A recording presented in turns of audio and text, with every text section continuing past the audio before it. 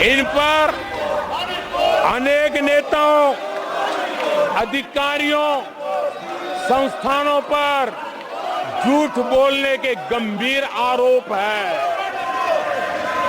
और वो केस चल रहे हैं। और जब ये बालक बुद्धि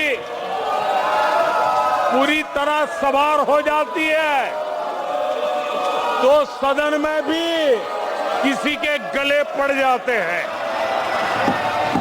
ये बालक बुद्धि अपनी सीमाएं खो देती है तो सदन के अंदर बैठ करके आंखें मारते हैं, आंखें मारते हैं।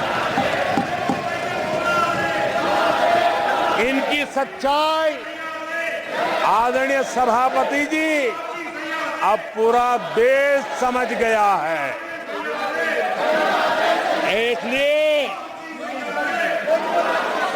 आज देश इनसे कह रहा है तुमसे नहीं हो पाएगा।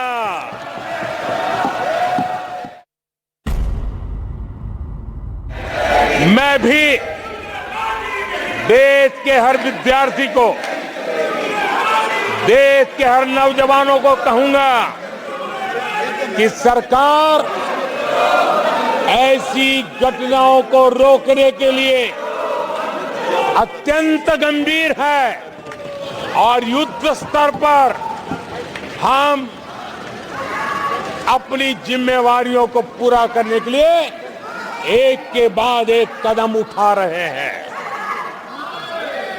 युवाओं के भविष्य के साथ खिलवाड़ करने वालों को कतई छोड़ा नहीं जाएगा। नीट के मामले में पूरे देश में लगातार गिरफ्तारियां की जा रही है। प्रधानमंत्री जी ने आज नीट के बारे में कहा, राष्ट्रपति जी ने नीट के बारे में अपने भाषण में उल्लेख किया था। आज माननीय प्रधानमंत्री जी भी उसके बारे में उल्लेख किए। कल राज्यसभा में भी चर्चा होगी। चर्चा से भागता कौन है? मुद्दा उठाओ, सुनने की, सत्य सुनने की ताकत नहीं है, भाग जाना ये उनकी तरीका है। ये एक इस प्रकार की पार्टी जो ऐसे ही तो नीचे जा रहे हैं, लेकिन फिर भी ये उम्मीद कांग्रेस पार्टी से नहीं था कि उनकी व्यवहार इतनी ओछी होगी। And the opposition is reacting to the comments made by the Prime Minister in the House, while it's Akhilesh Yadav who's gone on to say that those who call others childish are childish themselves. Let's listen in. मैं आपसे ये कहना चाहता हूँ, ये तमाम बातें इसलिए कही जाती हैं कि नीट पर कोई सवाल न पूछे।